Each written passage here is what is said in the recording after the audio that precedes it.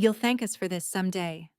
That's my father, Dale Crandall, 44 years old, standing in my bedroom doorway at 4 in the morning on the 9th of February, 1996 in a bathrobe, with the hall light behind him so I couldn't see his face. There were two men in my room. I had never seen either of them before in my life. One of them had my wrist. I was 15. They call it transport. On the form, I was transported. Passive. Agentless. The way weather happens. I didn't learn the word until my 30s. With a library card and a reason. Two men. 4 in the morning. A van in the driveway with the engine already running. They do it at 4 because you're asleep. And because the neighbors are asleep. That's the whole clinical reasoning. Nobody is awake at 4. I didn't scream. I want to be honest about why. Because it wasn't dignity. I didn't scream because my father was standing right there, 6 feet away, and for about 4 seconds. And I've had 30 years to be sure about this. And I'm sure. For about 4 seconds I thought he was going to do something. He did. He stepped back so they could get me through the door. Now let me put you in a room. A year ago this month. Wednesday, the 17th of June, 7:40 at night. Cornerstone Fellowship, out on DeLacy Road, here in Bramwell, Ohio. 50th anniversary. Testimony night. 400 people, and a folding table of sheet cake in the fellowship hall with the frosting already sweating. My father is at the podium. He's 74. He has a good voice. He's always had a good voice. And the program in my lap has his name on it, and then, underneath, in italics, the title he gave them himself. How We Saved Our Daughter. I'm in the third pew, and there is a green 3-ring binder going down the pews right now, hand to hand, right to left, row by row, and my father is beaming at the back wall while it goes. That's the whole point of tonight for him. He doesn't want to be believed. He wants to be checked. He kept every page. 30 years. 14 monthly progress reports from Juniper Fork Ranch, outside Panguitch, Utah, where I lived from the 9th of February, 1996 to the 9th of April, 1997, and where every person in this building believed I was at a boarding school in Virginia. Page 1 is a Polaroid. It's in a plastic sleeve inside the front cover, so it's the first thing every single person in that room sees when the binder reaches them. It's a photograph of a 15-year-old girl taken about 9 hours after that van, with her head shaved down to the scalp, in a gray uniform, holding a card up under her chin with a number on it. Now let me tell you what's in this room that 400 people don't know. My father has never opened that binder. Not once, 30 years. It has lived on the third shelf of his study, spine out, between a concordance and a stack of National Geographics. And he has pointed at it. Pointed. One finger. From a chair. Across a room. Without getting up. 1,000 times in my life. Any time it came up. It's all in there. That's what he says. It's all in there. It is. He wouldn't know. The tabs are my mother's, 14 of them, hand-lettered, month 1 through month 14. Hold on to the tabs. The tabs are going to matter more than anything else I tell you tonight. And here's the part I need you to sit with. Juniper Fork closed in 2019. The state pulled its license and the place shredded what it had. And there is nothing left of 14 months of my life anywhere on this earth. Not a file, not a chart. Not a name, except the pages my mother kept to prove she was a good one. So in about 4 minutes, my father is going to open a book he has never read, in front of 400 people, at a live microphone, and put his thumb in it at random, and read a page of it out loud. And I'm going to let him. Sit down, close the door if there's a door. It's just us tonight. And this one is going to take a while, and I'd rather not tell it fast. I didn't cry in that pew. I want that in early. because I know how it sounds. I didn't cry in the pew, and I didn't cry in the parking lot. I'd already done my crying 39 hours earlier, standing up at 4 in the morning over a bowl of flour, and not about my father. I'll get you there. I promise I'll get you there. Here's what I want in the comments. And I want the true answer, not the one that makes you look good. Has your family ever told a story about you? The same story. For years. Out loud. To people who believed it, and been wrong about it the entire time, and never once checked, not lied. Lying is a different video. I mean, never checked. Because there's a difference between those two things, and I have had 30 years with the difference, and I still cannot tell you which one I'd rather have. And before we go in, hit like if you're staying. Subscribe so the next one comes and finds you. And tell me where you're watching from and what time it is where you are. I like knowing who's awake out there. On the nights the house is too quiet. Now, let me take you back. Not to 1996. We'll get there. And I'm not going to make you wait for it. To a backyard in May, with a paper plate in my hand. Friday, the 22nd of May, my brother's backyard. Harper's 15th birthday party. Harper is my niece, Brett's daughter. She turned 15 that day, and there were a dozen kids in that yard and one of those inflatable things you plug in, which is a strange thing to rent for a 15-year-old, and I remember thinking that Brett had rented it for himself. I had a paper plate with a piece of cake on it I wasn't going to eat. My father came and stood next to me. He does that. He doesn't sit down and talk to you. He arrives at your shoulder and looks out at the same thing you're looking at. Like you're both watching a game. And he said, warmly, and I need you to hear the warmth. Because the warmth is the whole man, he said. Your brother is looking at some options for Harper. I told him he ought to talk to you. My mouth didn't do anything for about 8 seconds. My hands were fine. My hands are always fine. It's the one thing I've got. The plate didn't move, but something went out of my legs. The way it goes when you miss a step in the dark that isn't there. That drop.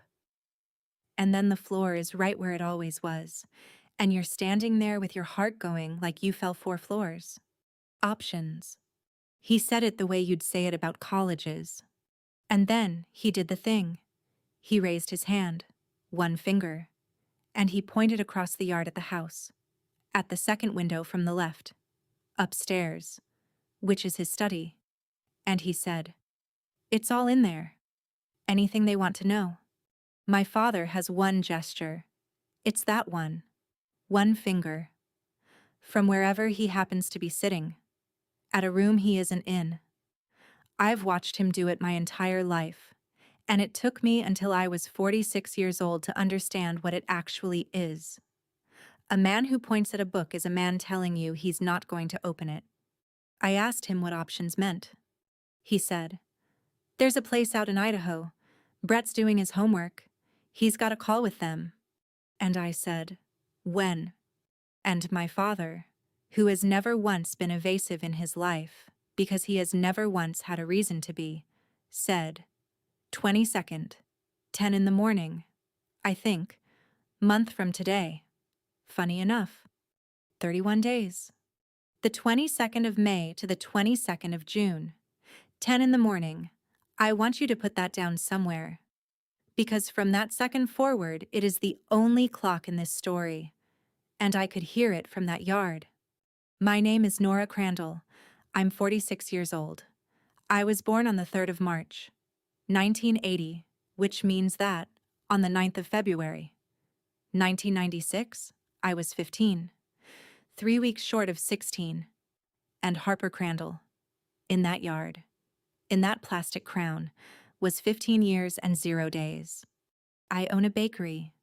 It's on Sedgwick Street here in Bramwell, and it's called 114. That's the address. 114 Sedgwick. And if you came in and asked, that's what I'd tell you. And it's true.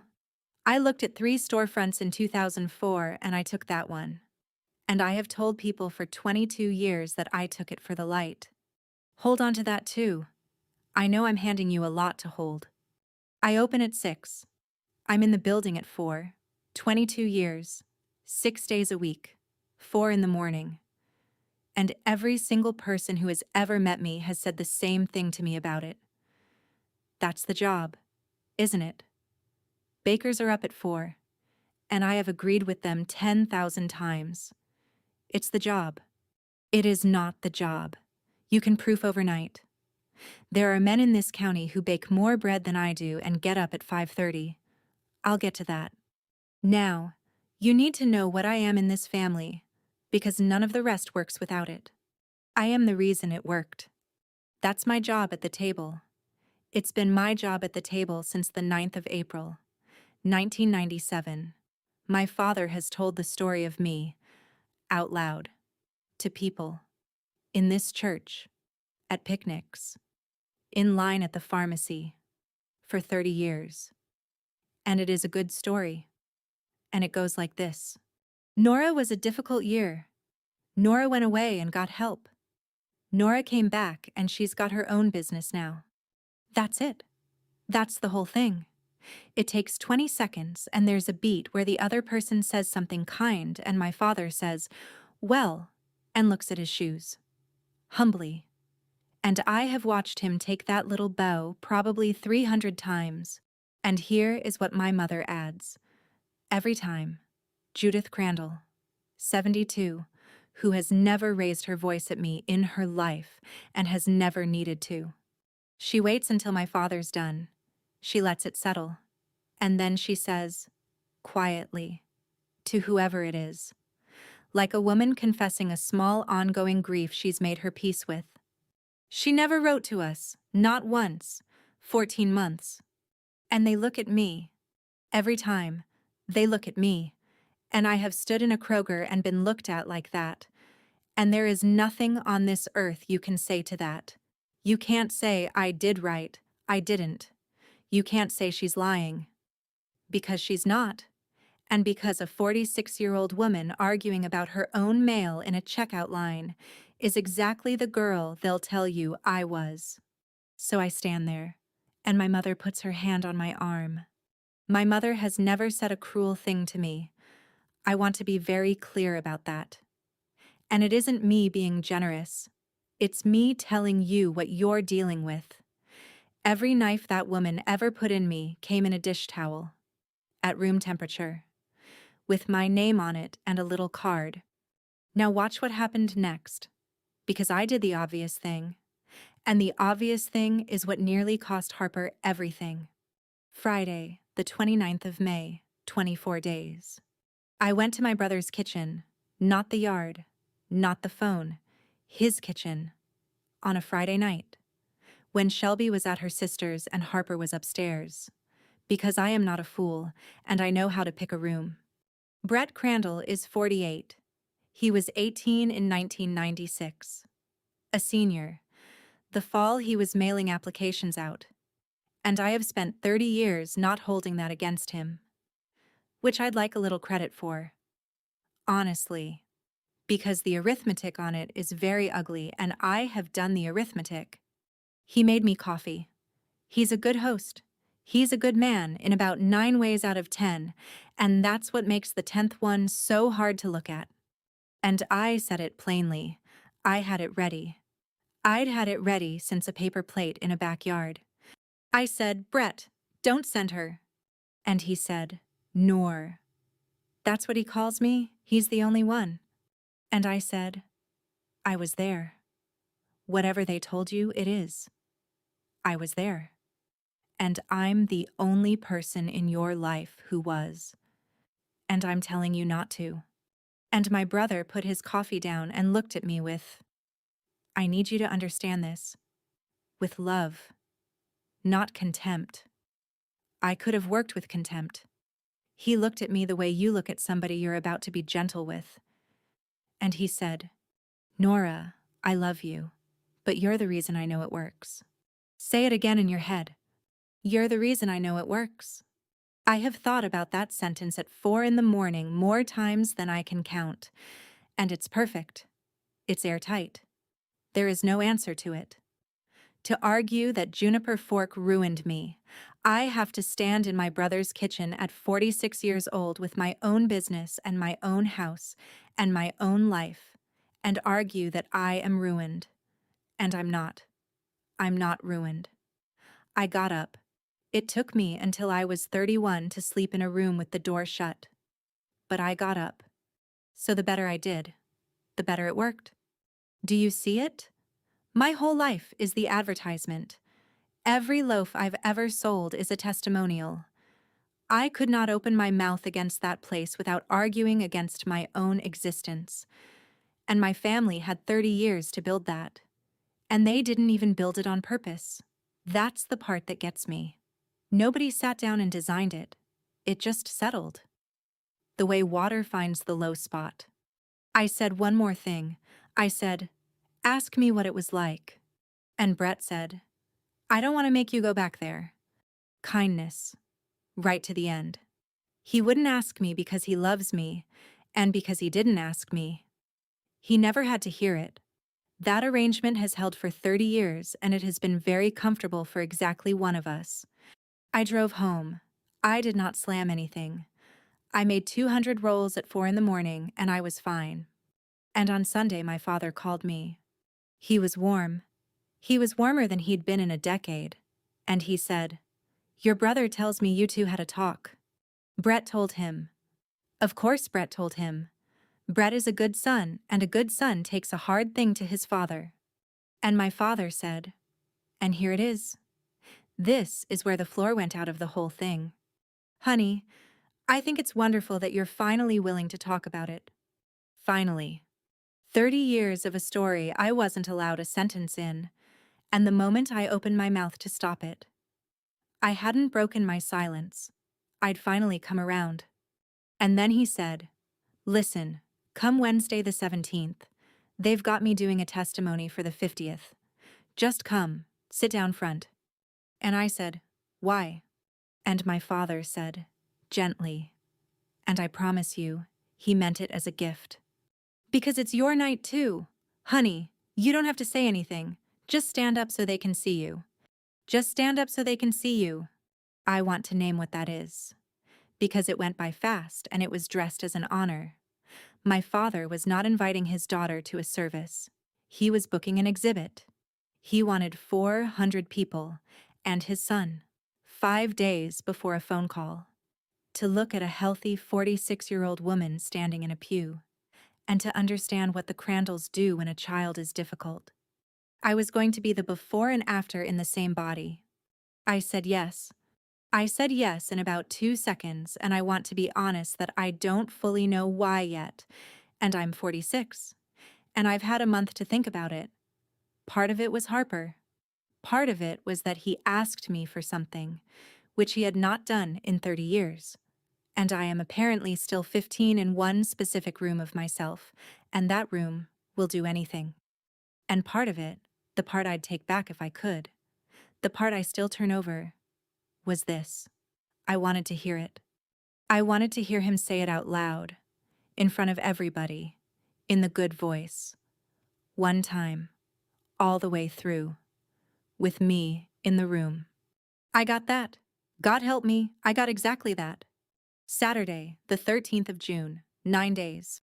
I went to my parents' house to get a card table, which is the sort of lie you tell your mother, and she let me have it, which is the sort of lie she lets you tell. And the binder was on the coffee table, off the shelf, first time in years. My mother was sitting on the couch in front of it with a rag and a bottle of that orange oil she uses on wood, because Judith Crandall was not going to let that book go to a church with dust on the spine. I stopped in the doorway. I have not been in a room with that book open since I was 17 years old. It has been on a shelf, in a house, 6 miles from my bakery. My entire adult life, spine out. And I have eaten Thanksgiving dinner 40 feet from it and never once been in the room while it was open. And my mother opened it. Right there, just open the cover, the way you'd open a phone book. And the Polaroid was in the sleeve. Page 1. And from the doorway, 10 feet away, I could see the shape of it, gray, and a small pale oval, and the number card. I couldn't see the number from there. I could see that there was 1. My mother looked at it for 3 seconds. Then she closed the cover and said, "To the room," in the voice she uses for a recipe. I'd forgotten they cut her hair. Forgotten. She made the tabs. She's the one who filed it. She looked at her 15-year-old daughter with a shaved head for 3 seconds and set it down and told the room she'd forgotten. And then she opened it again. She went through it. She was checking the pages were seated in the rings, and I stood in that doorway and watched my mother turn the pages of my life at about 2 seconds a page. 9 days out, and the book was open on a coffee table 10 feet away from me, with my hands free. I want you to understand what was in that book that I wanted. There are 11 days in there that I do not have. Somewhere in the spring of 1996, after my birthday. Before it got hot. I've never been able to pin it closer than that. There are about a week and a half of my life that are not in my head. Not repressed. I don't think. I've had 2 people tell me that word and I don't like it. Just gone. Like a page taken out of a stack, where the stack still closes. I have wanted those 11 days for 30 years. They were 10 feet away, open, and my mother was turning past them at 2 seconds a page, and I could not move. I could not move. I have stood in a walk-in freezer at 4 in the morning and cut myself to the bone on a bench scraper and finished the shift and driven myself to the emergency room. I could not walk 10 feet across my mother's living room and look at a piece of paper. And then it got worse. My mother stopped, with her hand flat on the open page, and said, "Should I pull the pictures out for the table?" She meant the display table, in the fellowship hall. 50 years of cornerstone and photographs, on card tables with skirts on them. She was asking whether to take the Polaroid out of the front sleeve. And I want you to sit in that with me for a second, because this is the whole thing. If she takes that photograph out of that sleeve, page 1 of that binder becomes a form with type on it. 400 people open the cover on Wednesday and see a piece of paper with a letterhead, and they hand it along and nothing happens. Ever. In the history of this family. 1 motion of her hand, 2 seconds. And I said, "Dad should decide." 3 words. Flat. Bored. If anything. I said it the way you say it when you don't care. And my mother took her hand off the page and said, and closed the book. And my father was in the doorway behind me with his coffee. He'd come to the door and he hadn't come in. He never comes in. And my mother looked past me at him and said, "Dale, do you want to look through it before Wednesday? 400 people are going to ask me for the rest of my life whether my father knew." He was offered, on the 13th of June, in his own living room, by his own wife, in front of a witness, 6 days out, with the book open on the table. He said, "I don't need to, I lived it." I lived it. And he took his coffee back down the hall. They spent 30 years teaching me to let them decide. I'm a very good student. Let me tell you about the 9th of April, 1997, and then I'll leave 1996 alone for a while. I promise. They picked me up at the airport in Columbus. Both of them. My mother had made a sign, and I want to be fair. That sign was not sarcasm. My mother is not capable of sarcasm. She made a sign that said, "Welcome home, Nora," in bubble letters, with a marker. I was 17. I weighed 109 pounds, and I had about 1.5 inches of hair. Nobody asked me anything in the car. I want to be precise about that, because people hear "nobody asked," and they picture a tense silence. It wasn't tense. My mother told me about the kitchen. They'd redone the kitchen. There was a whole thing about the tile guy and how he'd done the grout, and my mother had made him do it twice. And my father laughed about the tile guy, and I sat in the back seat and looked at Ohio going by and understood, somewhere around Delaware County, that this was going to be how it was. We were going to be a family that had gotten through something. And at dinner, the first dinner, my mother made a roast. My father raised his glass. And there were 4 of us at that table. And he said, "Well, we're all here. That's it. That's the debrief. That's the entire processing of 14 months, delivered over a roast, by a man raising a glass of iced tea." And Brett said, "Yeah." And he looked at me for about a half second. And I have thought about that half second more than any other half second of my life, because there was something in it. There was somebody home behind my brother's face in that half second, 18 years old. He knew something was wrong. And then he ate his roast. I ate mine. I want that on the record. I did not stage anything at that table. I was starving. I ate 2 helpings, and my mother was thrilled and said, "There she is." And I let her be thrilled. And I have never in 30 years told a single one of them a single thing about that place. Not out of loyalty. That's the flattering version, and I don't want it. I didn't stay quiet to protect anybody.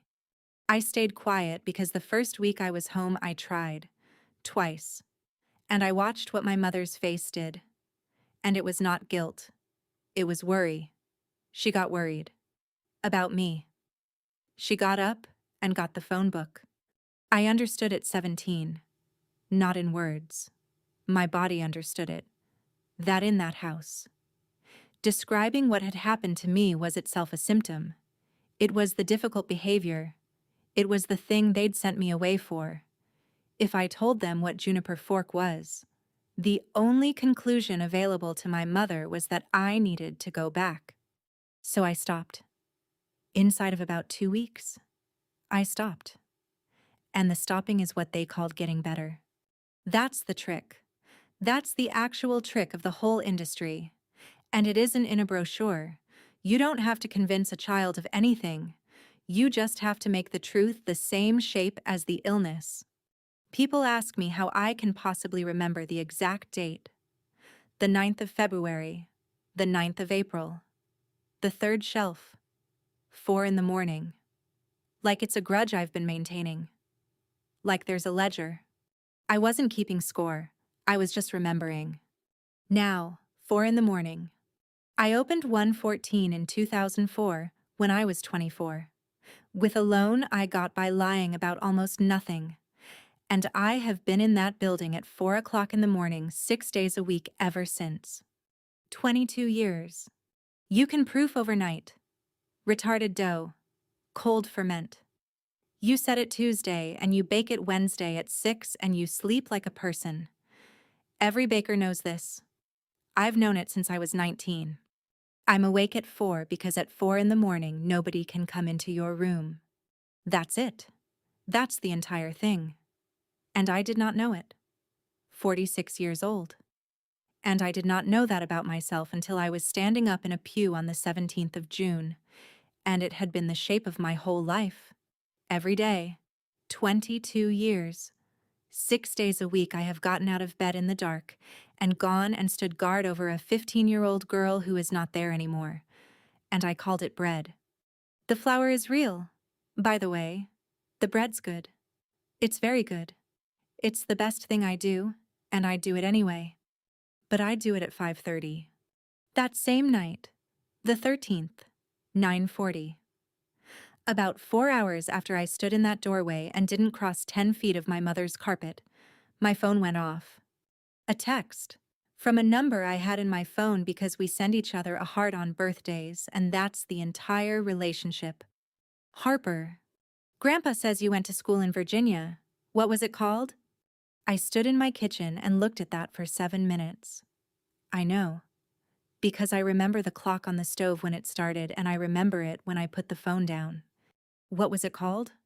A 15-year-old with a phone in her hand and one afternoon did the thing that 400 adults did not do in 30 years. She didn't ask if it was true. She asked for the name. Because a lie doesn't have a name. That's what a 15-year-old knows in her body. Ask a story for its name and watch what it does. And I want to tell you about the worst 7 minutes of the whole month. Because it wasn't the pew. Here were my options. I could tell her the truth. Terrify a child who is 9 days from a phone call with a place in Idaho. Hand a 15-year-old the thing that will be done to her. In advance. In detail. So she can lie awake with it. And know, because I'd been in Brett's kitchen 2 weeks before, that she'd take it straight to her father. And her father would take it straight to his. And my parents would have the perfect final proof. Aunt Nora is telling the child things. Aunt Nora is agitating her.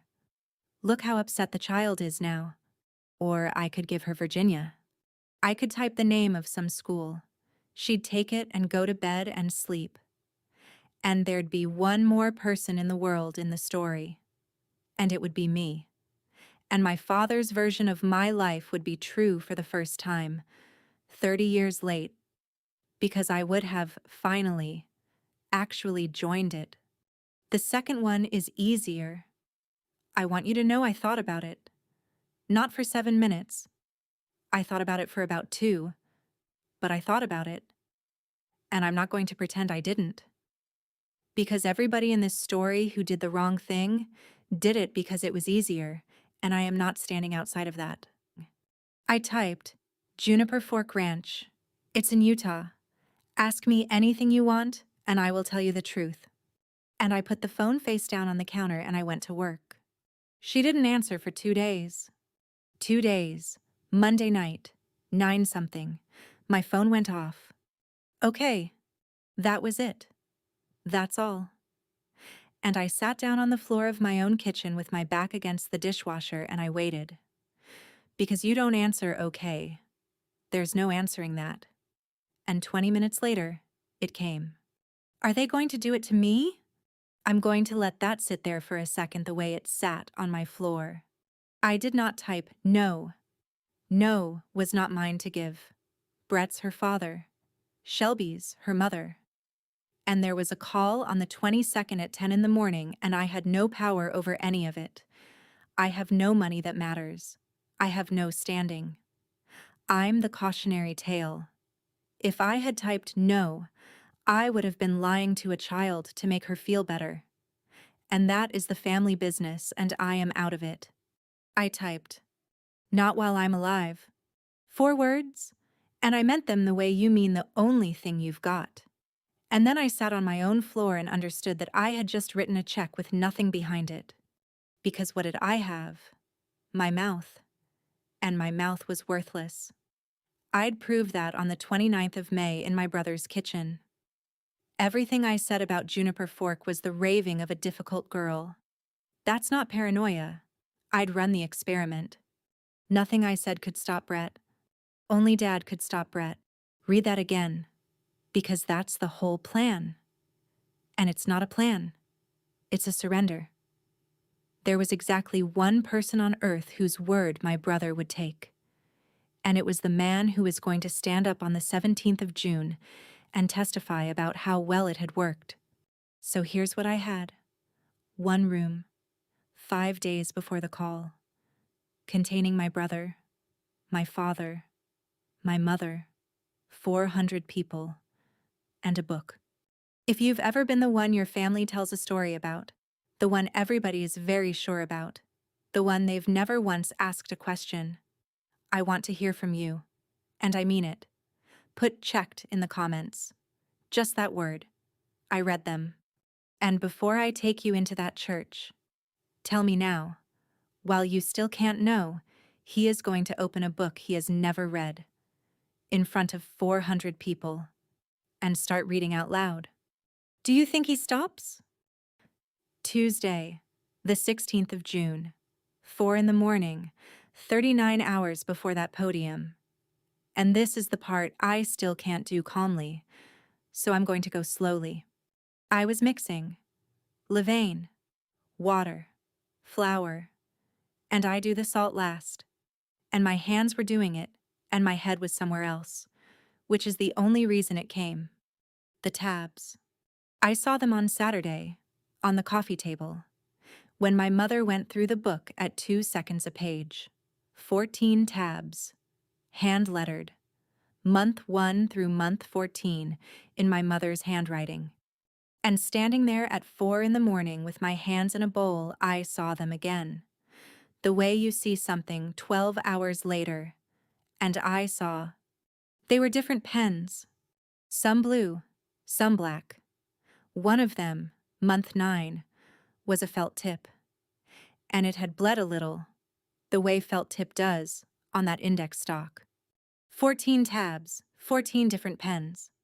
Now, if you sit down with a stack of 14 reports and you tab the whole thing, you do it with one pen. You do it with the pen in your hand. You do it in one sitting, at a table, in an hour. The way a person tidies a thing up. 14 pens means 14 sittings. It means it came in the mail. And she opened it. And she read it. And then she got up and went and found the tabs and the pen that was on the desk that day, and she hand-lettered month 4, and she seated it in the rings and she put the book back on the shelf. And then she waited a month and did it again. I put my hands on the edge of that bench and I stood there and I cried, standing up, at 4 in the morning, over a bowl of flour, for the first time in about 8 years. And it wasn't for the girl in Utah. I've cried for her. That's done. It was for the 30 years. Because I had a version. I had a version I'd been carrying since I was 17. And it was ugly, but I could hold it. And it went. They didn't know. They were 1996 people. They got sold something by a man on a phone. They paid the money, and they didn't ask, and they didn't look. And being a coward is not the same as being a monster. I had built a whole life on top of that version. That version is what let me go to Thanksgiving. She read them. She read every one of them. The day it came. For 14 months. And then she said, she never wrote to us. Not once. In a Kroger. With her hand on my arm. For 30 years. A tab is not a bookmark. A tab is a decision you made twice. And then, about a minute later, the second thing arrived. And the second thing is why I did what I did on Wednesday.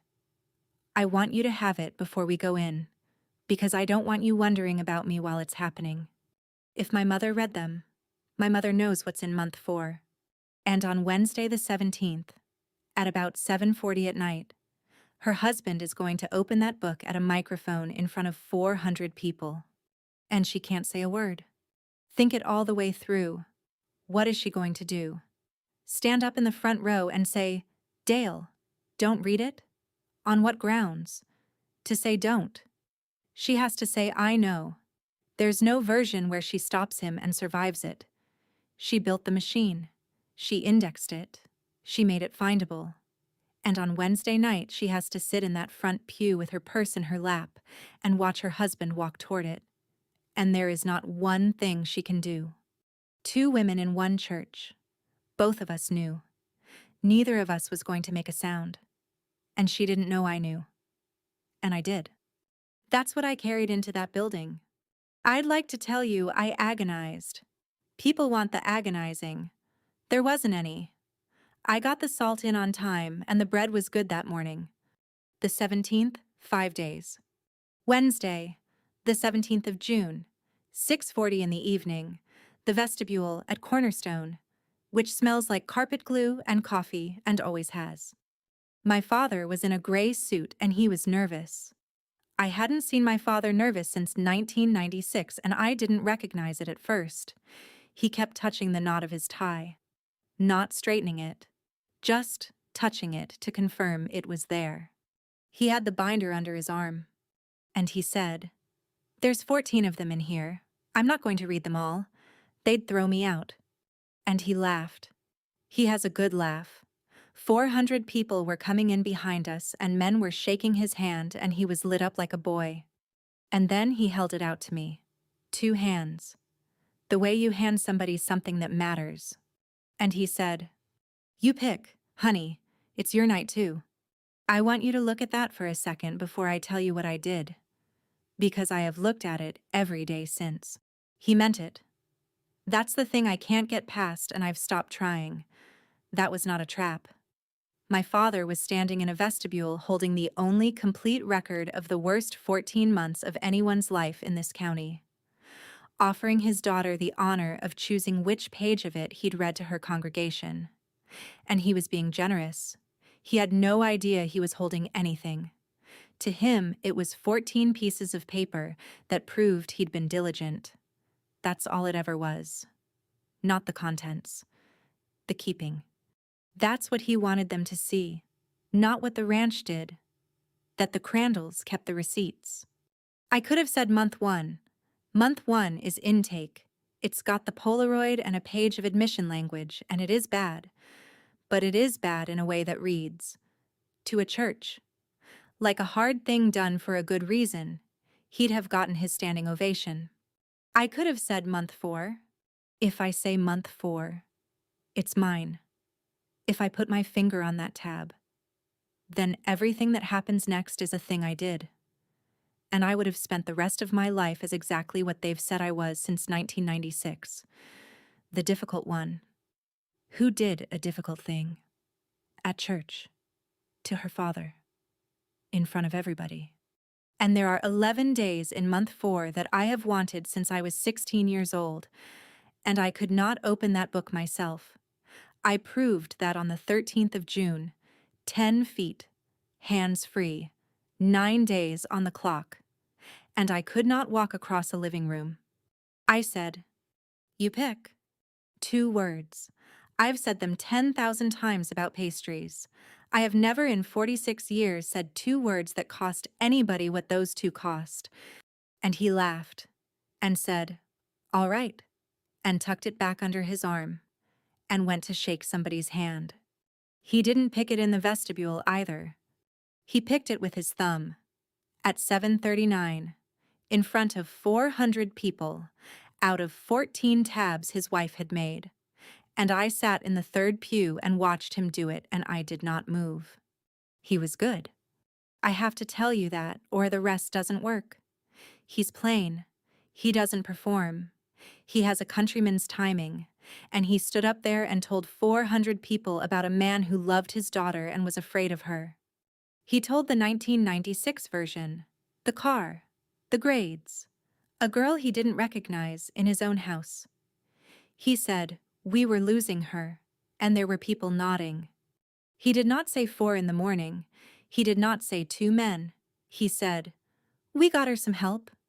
And he said, I'm not going to stand here and tell you it was easy. I'm going to tell you it was hard. I'm going to tell you I made my wife cry. Made his wife cry. That's in the testimony. That's a beat he wrote and rehearsed. And then he found me in the 3rd pew and he said, Nora, stand up. And I stood up. 46 years old. 3rd pew, 400 people turning around in a room I was baptized in. I stood up because he told me to. That's it. That's all it was. There's a room in me that is 15, and that room does what it's told. And I'd like to tell you I stood up as some kind of strategy, and I did not. My legs just did it.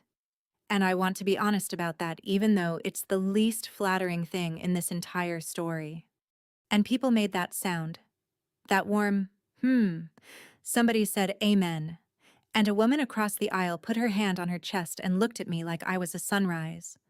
And my father said, into the microphone, looking at me, and someday, she'll thank us for it. Someday. He said it to a 15-year-old at 4 in the morning in a doorway while 2 men he'd hired carried her out. He said it again at 7:38 on a Wednesday night to 400 people. About a 46-year-old woman standing 10 feet in front of him with her own business and her own house. 30 years. And my father was still waiting to be thanked. He was still waiting. That's not rhetoric. That's the man's actual internal position, and he announced it into a PA system. Then he said, now, I want you to hold something. And he opened the binder and took the whole thing and handed it down to the end of the front pew. And he said, pass that along. I want everybody to get their hands on it. 14 months. We kept every page, every single page. And he went back to the podium and smiled at the back wall. Because he couldn't see it. That's the thing. From up there you look at the back wall. He never once looked down. The binder went into the front pew and I watched it go, and I want to tell you what it looked like from the third row. It moved about 4 feet and stopped. 2 people had their heads down over the front cover, then 3. Then the whole pew was leaning in. And it didn't move for maybe 10 seconds. And then it went sideways 1 person and stopped again. Page 1 is a Polaroid. A gray uniform, a shaved head, a card under the chin with a number on it. And every person in that pew was holding it and looking at a photograph of a child, and then looking up at the man at the podium who had just said, "We kept every page," in a proud voice. Nobody said anything. That's the part I wasn't ready for. 400 people and nobody said a word. And the sound in that room changed. It wasn't silence. A room that size is never silent. The air handler was going and there was a baby in the back. It was that the little noises stopped. No programs, no shifting. 400 people went still at the same time, in a wave, moving backward, pew by pew, at about the speed of a walk. And my father heard it. He heard the room go quiet and his face, "I'm sorry, I have to tell you this part." His face opened up. He thought it was for him. He put his hand on the podium and he said, softly, "I know, I know." He thought they were moved. And I was standing up. Nobody had told me to sit down. "I'll read you one," he said. "Just one. So you know I'm not. So you know." And he reached out and somebody handed the binder back up to him. And he set it on the podium. And he put his thumb in it. Not at a page, at the tabs. He fanned the tabs with his thumb the way you'd fan a deck. And he let it fall open. And he looked down and said, "All right, number 4, month 4. 14 tabs." His thumb found the 11 days I'd been looking for since 1996. He didn't get unlucky. There was no lucky page. But out of 14, it landed there. And if you want to tell me what that was, I'll listen. Because I've got nothing. And my father, who has never opened that book, put his reading glasses on and read. Juniper Fork Ranch, monthly progress report, month 4. Pleasant, warm, even. A man reading a certificate. Reporting period, 05, 09, 96 to 06, 09, 96. Resident 114, Crandall N. 114. I've said that number out loud every day for 22 years. Into a phone, 6 days a week, 100 times a week. 114. This is Nora. It's painted on my window. It's on 9,000 paper bags. It's on the awning. My accountant says it. My suppliers say it. I looked at 3 storefronts in 2004, and I took that one, and I told everybody it was the light. It was not the light. I found out what I'd done with my life at 7:40 at night, standing in a pew, hearing my father read my inventory number off a form in his good voice. Date of birth, 03, 03, 80, age 16. And 400 people were holding a photograph of a 15-year-old. Level at open, 1. Level at close, 1. He read it flat. He'd started to go. I could hear it. By the 4th line, my father had stopped being a man giving a testimony and become a man reading out loud. And there's a difference, and you can hear it across a room. He'd left. It was just his mouth up there. Program compliance, refusal, times 6, verbal processing, minimal to nil.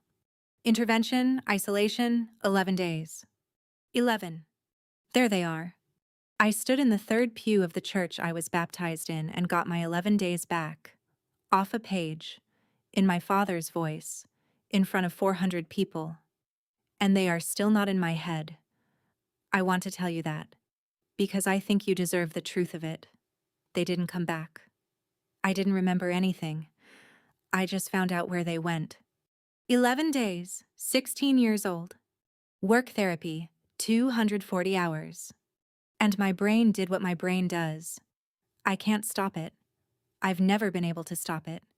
It's why I'm good at what I do. I weigh things. 400 grams. 500 grams. I can feel 5 grams in my hand. 240 hours. That reporting period is 31 days. 11 of them she was in a room by herself. 240 hours over 20 days is 12 hours a day. 12 hours a day. Every day. For 20 days.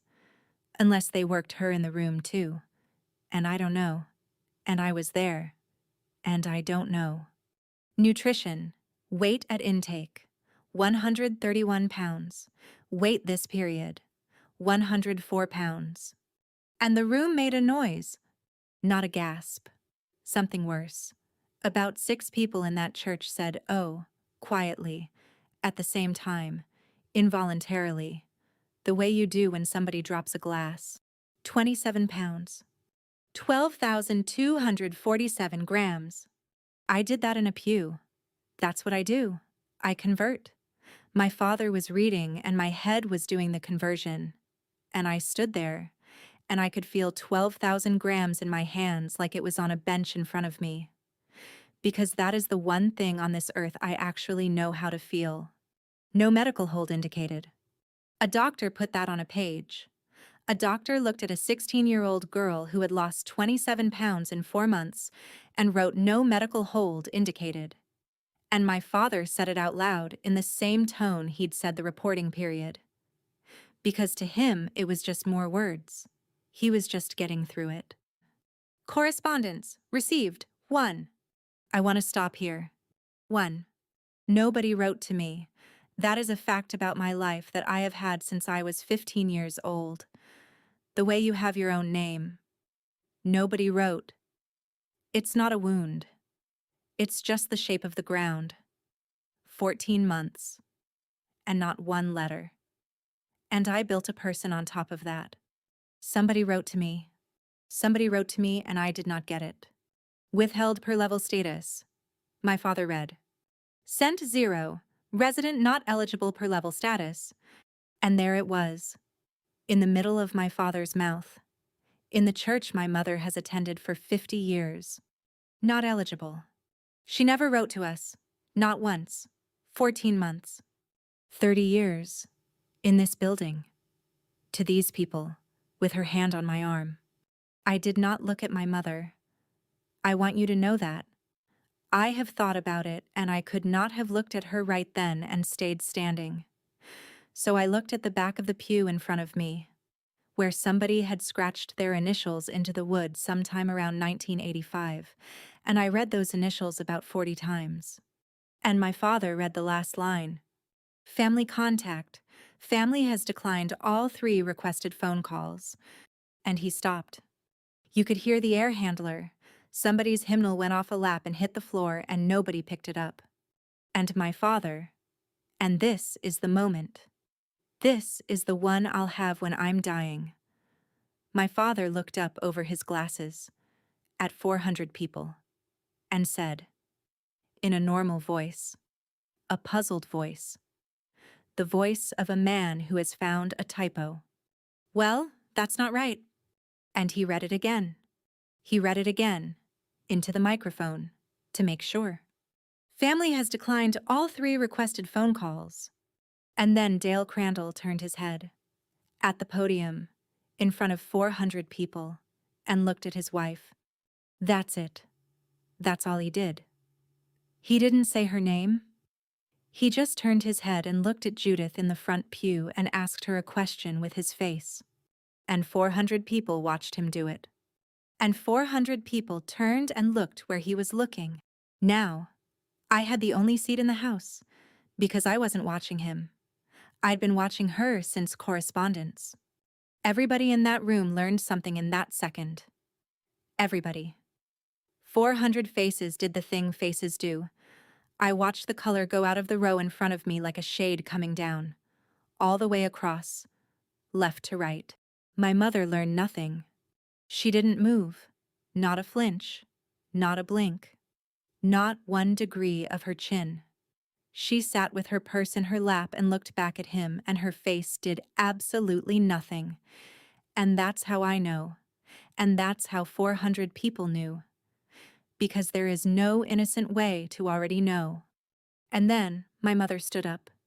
And this is the part nobody believes when I tell it. And I don't blame them. And I was 10 feet away. She wasn't angry. She wasn't ashamed. My mother stood up in the front pew of Cornerstone Fellowship and turned partway to the room, patiently, like a woman correcting a small misunderstanding at a potluck about whose dish is whose. And she said, "They wanted us to talk to her when she was at level 1. And then, kindly, to the whole church, because she thought they hadn't understood. You don't reward level 1. That's what she said. She explained it to them. She wasn't defending herself.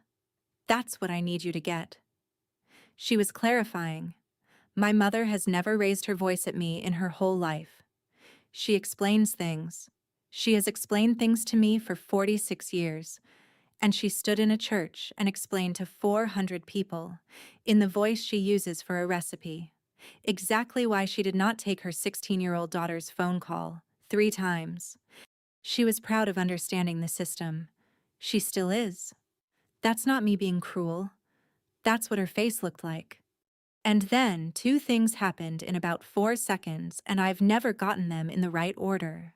A woman about 8 rows back stood up and got her son by the arm, a kid, 14, 15, and walked him out the side door. Didn't look at anybody, just took her kid and left. And her purse was still on the pew and she never came back for it. And Harper stood up.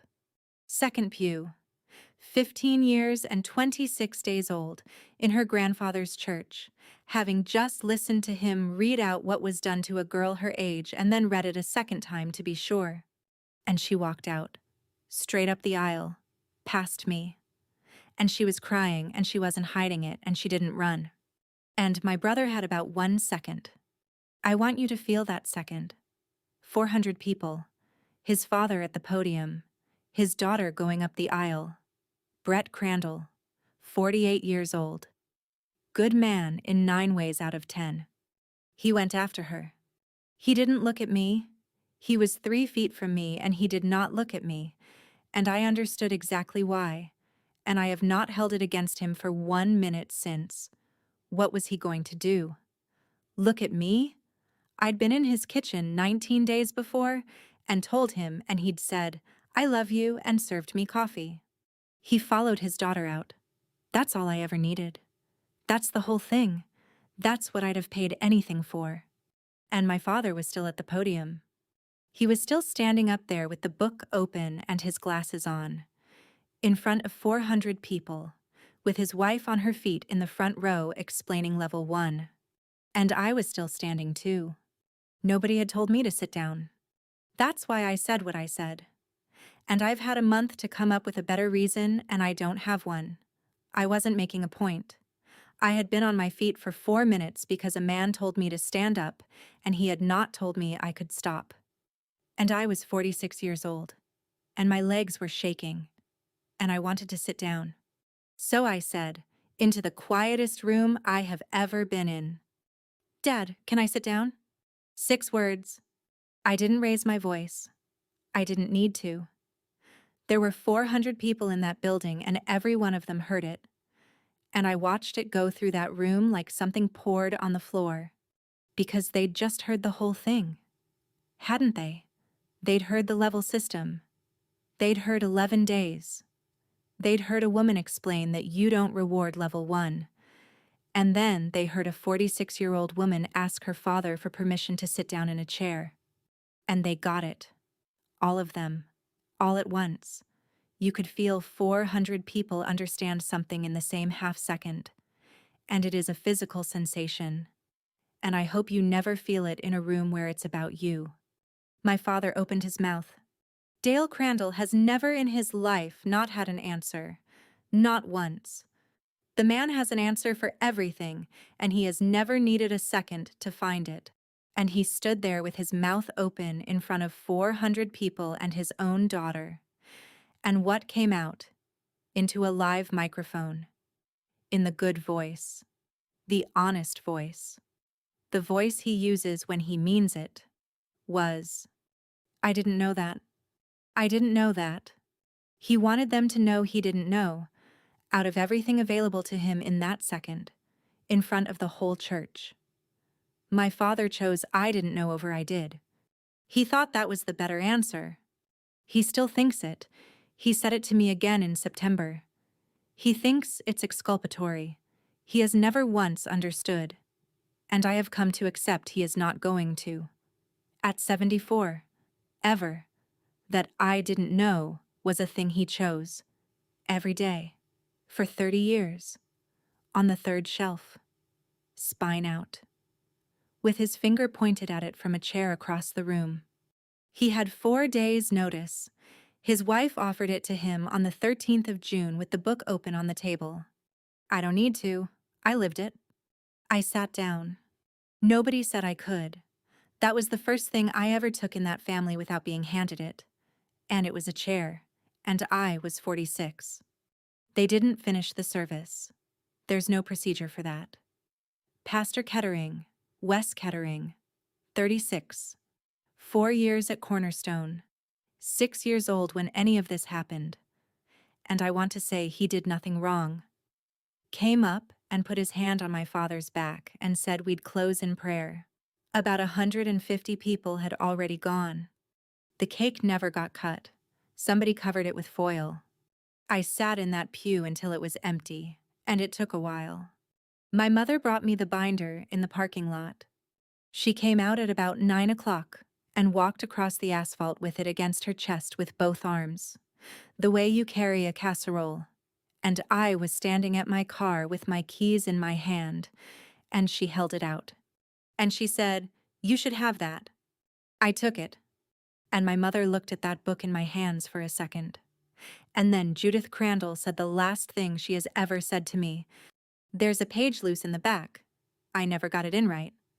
And she went and got in the car. I know what that sounds like. It sounds like a woman saying something enormous in code. 3 people have told me it was an apology. I don't think it was. I think there was a page loose in the back.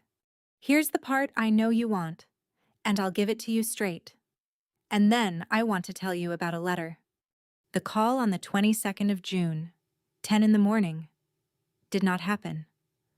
Brett canceled it on the 18th. He didn't tell me. I found out in August from Shelby, in a parking lot. And she was kind about it, and it was clear she'd been sent. My brother has not spoken to me since the 17th of June, almost a year now. People assume it's shame. I don't think it's only shame. Brett was 18, and he heard something in a house at 4 in the morning, and he put his head under the pillow. And he has been a good son every day since. And on the 17th of June he found out he'd been 18 for 30 years. Being saved by the person you didn't save is not a thing a man survives in 1 year. I'd take it.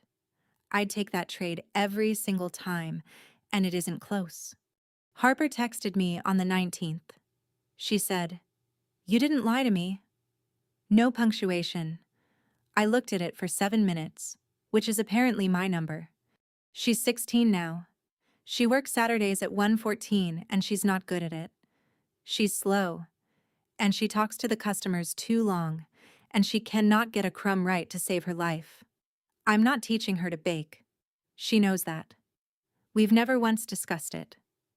She stands in a building at 6 in the morning on a Saturday where an adult woman is glad she came. And that's the whole curriculum. My father is still at Cornerstone. Nobody said anything to him. That's not how it works here. People just stopped calling, and the men's breakfast got moved. And he sits in the same pew he's sat in for 50 years, and it's emptier.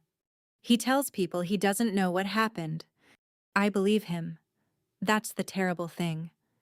He is a 74-year-old man who genuinely does not know what happened to him, and he never will. And the answer is on the third shelf of his study. Except it isn't anymore. It's in my house. Juniper Fork's records are gone. I checked. Years ago. Back when I still thought there'd be a day. The state pulled the license in 2019 and the corporation dissolved, and there is not one page of what that place did to any of us anywhere on Earth. Except 14 months of one girl, filed with tabs, by her mother, to prove she'd been a good one. There's a records project now, run by people who were there. I sent them copies, all 14. Their attorney called and asked, very carefully, whether the set was complete, and I said yes. And he was quiet for a second, and then he said, "Thank you." And his voice was wrong. And I didn't ask. I kept the original. My mother made that book. I'm not giving it back. If you have ever had to sit in a room and listen to somebody describe the worst thing that ever happened to you as a favor they did you, and be looked at warmly while they did it, I'd like to hear about it. Take your time. I'm not going anywhere. Now, the page in the back. I sat down with that binder on the 21st of June, at 4 in the morning, at my own bench. And I did not read it front to back. And I'm not going to. I'm not going to read it ever. I sent them copies. That's what it's for now. But I turned it over and I found the loose page, the one that wouldn't seat. And it was month 14, the last one, discharge summary, 04, 09, 97. It's mostly the same shorthand, level, compliance, nothing I want to say out loud. The last line of the last report from Juniper Fork Ranch, typed by somebody I never knew the name of, says, "Resident states she intends to become a baker." I was 16 years old. I don't remember saying it. Not the room. Not who I said it to. Not why. It's not one of my 11 days. It's just gone. The way most of that year is gone. But sometime in 1997, in a work therapy kitchen in Utah, on level 1, a girl who wasn't eligible to write a letter told somebody what she was going to do with her life. And they typed it. And my mother read it. The day it came. And got a pen and lettered a tab that said, Month 14. And it wouldn't go in the rings. 29 years. And the only page in that entire book where I am a person with a future instead of a problem with a number is the one page my mother could not get seated. My mother didn't do that on purpose. There's no meaning in it. The hole was torn. That's all. It's just that out of 14 pages. That's the one. I opened 114 in 2004, and I have believed for 22 years that a bakery was my own idea. It's the thing I have. It's the thing I built out of nothing while my family told a Kroger I never wrote to them. The only place on earth that ever wrote down that I wanted something was the institution my parents put me in. I'd like to give that back. I've thought about it. There's nowhere to give it back to. So I've decided it's mine. 16 years old. On level 1. 104 pounds. And she said what she was going to do. She said it out loud to somebody who was writing it down for the wrong reason, and then she did it. She did it. Correspondence received 1. That's what I couldn't put down. That's the one that had me on the floor. Somebody wrote to me in month 4, 1996, and I never knew. And I have run this life on the fact that nobody did. Here's where it was. Cornerstone was 50 years old this year, and they had the archive out on card tables in the fellowship hall for 2 months, being sorted by volunteers for the display. Bulletins, bound by year, photographs, 4 filing drawers of the church office, hauled up out of the basement. Corinne Vandiver ran that office from 1976 to 2003. She was the first one. She typed the first bulletin they ever printed, and she typed every one of them for 27 years. And Corinne Vandiver typed everything in duplicate, because that is what a woman of that generation did with a typewriter. And Corinne Vandiver filed every single thing she ever typed. 40 feet from that podium, in a drawer, on a card table, under a skirt. The whole night. It's a carbon. Onion skin. Purple black. The letters punched half through it. Tuesday, the 21st of May, 1996. I'm going to read it to you. She typed it in duplicate, and I think that means she wanted somebody to read it, and there's nobody left but you. Cornerstone Fellowship, Bramwell, Ohio, May 21st, 1996. Dear Nora, I am the lady in the office. You probably don't know my name. I gave you a Tootsie Roll at the Christmas program when you were about 7, and you told me you did not like them and then you ate it anyway, which I have always thought was very polite of you. I type the bulletin on Tuesdays. Your name has been in it since February. It says, you are away at school in Virginia, and it says, Traveling Mercies. 15 bulletins have gone out with your name in them. I am typing the 16th today. I want you to know that I am not lying on purpose. I type what I am given. I asked. I want you to know that too. I asked twice. I do not know where you are. I am sending this to the address on the envelope your mother left on my desk by mistake in April. If it does not reach you, then nobody will ever read it.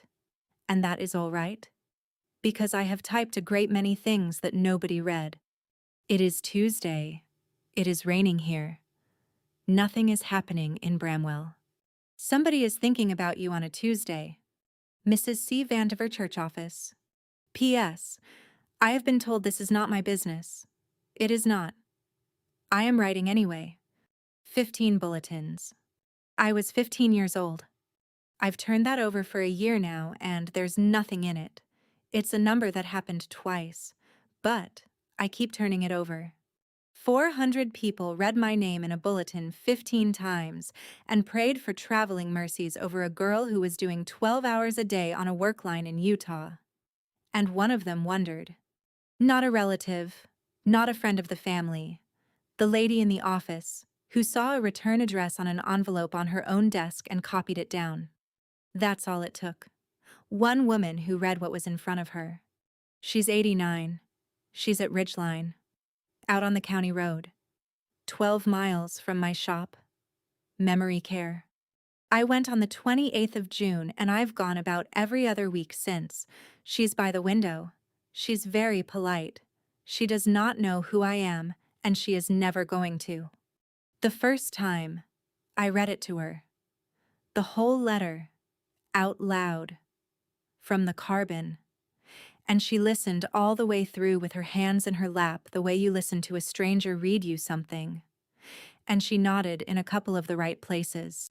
And when I finished, Corinne Vandiver looked at me and said, "That's a nice letter.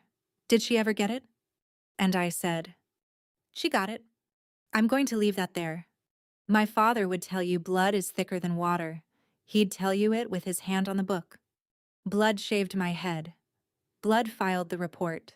Blood declined all 3 phone calls and then stood up in a church and explained why to 400 people in a helpful voice. The church lady wrote, "That's what I've got. After a year. And it isn't wisdom, and I'm not going to dress it up. Family isn't blood, and it isn't choice either. And I'm tired of that one. It's too easy. Family is whoever's been told it isn't their business and writes anyway. So I write. There's a program. I won't name it here. Message me if you want it. Where you can write to kids in placements. Facilities. Some of them get mail and some of them don't. Depending on their level. And you never find out which. 1 letter a month. I do it at the bench. At 4 in the morning. On the first Tuesday. Because it should be a Tuesday. I don't know a single one of them. I never will. Most of what I write is nothing. It's raining here. Nothing's happening in Bramwell. The ovens are on.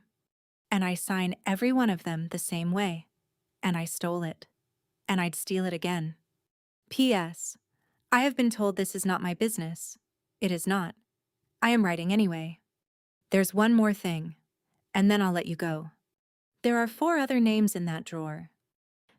Corinne Vandiver typed for 27 years and filed every carbon, and mine is not the only letter in there, and Traveling Mercies is not in that bulletin only once.